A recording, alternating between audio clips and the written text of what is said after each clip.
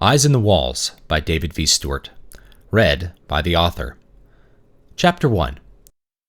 My mom used to joke that being a mortician was the best job in the world because all of your customers walk away satisfied. At least, they never complain. Of course they never walk away. Except, maybe I saw one of them walk away. Should I tell you the story? I mentioned my mom as a mortician. Well, let me tell you, that doesn't pan out well at school. Everyone assumes you were some creepy goth kid. My favorite color is green. Or that you were depressed. I was, but that came later. Or that you listened to black metal. I do, but I prefer bubblegum pop. People also like to make fun and ask a lot of questions about zombies, Michael Jackson records, vampires, you know. They want a spooky story. Well, one day I got a story. And the days after. I was coming into the funeral home after getting off the city bus. My mom wasn't upstairs, so I went to look for her down where the morgue was. This sort of thing wasn't really frowned upon, at least not then. It was an older building, with refrigerated lockers in a brick-lined basement, along with some dedicated rooms for embalming, and one that was used for private autopsies.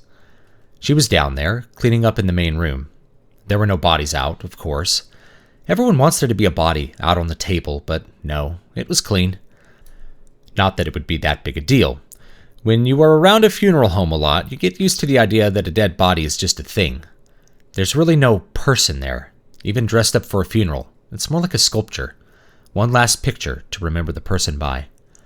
My mom and I talked for a while about the usual nothings, which was mostly me pretending that I didn't hate school, or that I needed to call my father and talk about my grades with him. We went back upstairs and I remembered we needed to turn off the lights. When I went back down, I found they were already off. No big deal, I just forgot that I didn't forget to turn off the lights. I turned to walk back up the stairs and I heard it. The unmistakable sound of metal crashing on the ground. I was too scared to look, so I ran back up and told my mom. "Something crashed in the room with the lockers." I whispered it, but loud enough to hardly count as a whisper. She just looked at me incredulously and said, "I don't think so, Billy. There's nothing in there to go crash. You must have heard something else. Maybe outside?" "But Mom," I said, protesting. "I know what the sound of something crashing sounds like. You didn't drop something up here, did you?" "No," my mother said, rolling her eyes. "Let me take a look. Maybe I left something leaning in the wrong place." She went back down the brick stairs, turned on the lights, and found that one of the rolling tables used to cart equipment around had fallen over in the corner. "You know what?" my mother said, clearly perplexed. "I must have forgotten about that concrete lip on the edge here, near the fuse box." She casually walked over and pushed the cart closer to the center of the room. "See?" "Okay, Mom, but are you sure it would just fall over?" "The door's locked, sweetie. Nobody walked past you or me. There's no possible way it could have been anything else." "No person, you mean?" I said it with a smile, but all jokes contain half-truths. "There's no such thing as ghosts." "I don't believe in ghosts, Mom." "Or zombies. You've been watching too much cable." I let it go and shrugged, but I swear that there was no way that cart could have tipped over on its own. A few weeks later, I was again at my mother's work. My dad had something come up with his job, and the school sent me home on the city bus again.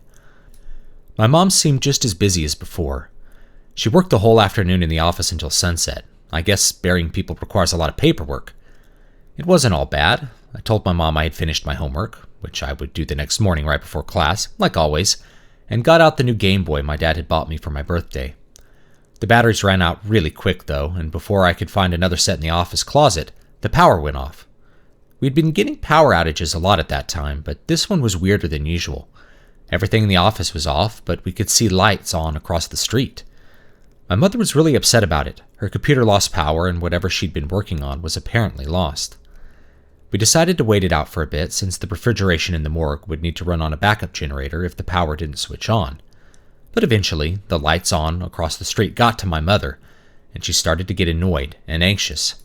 "I bet it was a power surge and something broke," my mom said. "What would break?" "The switches. Those black switches." "The breakers? The fuses?" "Yes." My mother decided we ought to try the breaker box, but she had never had to deal with the power at the funeral home before, so she had no idea where they were. She got a few flashlights out of the closet and resolved to go look for them. I didn't want to be left alone, so I went with her. First, we checked around the office. We found a sub-panel there, but everything looked fine. Outside, the power main seemed to be on. That left one panel that I remembered, the one in the morgue. We went down the narrow stairs together to the locked double doors next to the elevator. My mom fumbled around with her keys in the dark, trying to find the right one, when an impulse struck me. I pressed the call button on the elevator and nearly jumped in the air when it lit up and chimed. "Mom, the elevator is on!" My mom startled at my sudden movement and shout. She took a breath and said, "See? I knew it wasn't a real outage." She bent over slightly to examine the call panel, as the car hadn't arrived. Maybe the motor got shut off, though. While my mom was trying to find the emergency key to the elevator, I turned and looked at the morgue doors. I pushed on them and found that they were open. "Hey, Mom," I said, pushing open the first door. That was when I saw it. It was a tall, lanky figure of pale, dirty white. It was naked and turned half away from me, so I could see all of its pasty flesh. It looked human, but distorted. It had long, skinny arms and huge hands with long fingers like bundles of white twigs. Its ribs stuck out at the bottom, making a little ridge, and its hip bones were likewise pronounced. It was moving across the morgue from one of the other rooms, its thin legs moving slowly and silently. I couldn't scream. Somehow, all the will to disbelieve my eyes had turned into total paralysis. At the same time, I couldn't look away. It turned and looked at me, obviously drawn by the light. Its eyes were dark and hollow, almost black the whole way through, with big dark rings on the cheeks. It had a huge mouth that was drawn back into some sort of smile, revealing dark teeth. Above the ragged line of its lips was a nose that was crumpled and flattened, barely a nose at all, except for its large, moist nostrils. Its eyes were lit up like a cat, and I thought it would rush at me and eat me alive. I screamed and dropped the flashlight. I remember my mother turning, shocked at the sound, and I fell backward, unable to turn my eyes from the darkness. When my mother shined her light inside, the creature was gone. "There's the breaker box," she said, clearly not realizing my trauma. "No, you can't go in there," I said, grabbing her leg. "There's something in there. Don't go." "There's nothing in there, Billy," my mom said, reaching down and forcibly shaking me off of her. "You're being ridiculous." I screamed in protest, fumbling for my flashlight, knowing that the thing, whatever it was in reality, would tear her throat out, devour her. But it didn't. I shined my light all through the room, across the square lockers and into every corner, but the creature was gone. My mom found the breaker box and opened it. She flipped a few things loudly, then the lights and refrigerator came back on. I was laying on the floor, still holding my flashlight for dear life, when the white lights flickered and came to life, revealing nothing out of the ordinary. "See," my mother said, walking back in a huff. "I'm going to have a talk with your father about letting you watch his cable."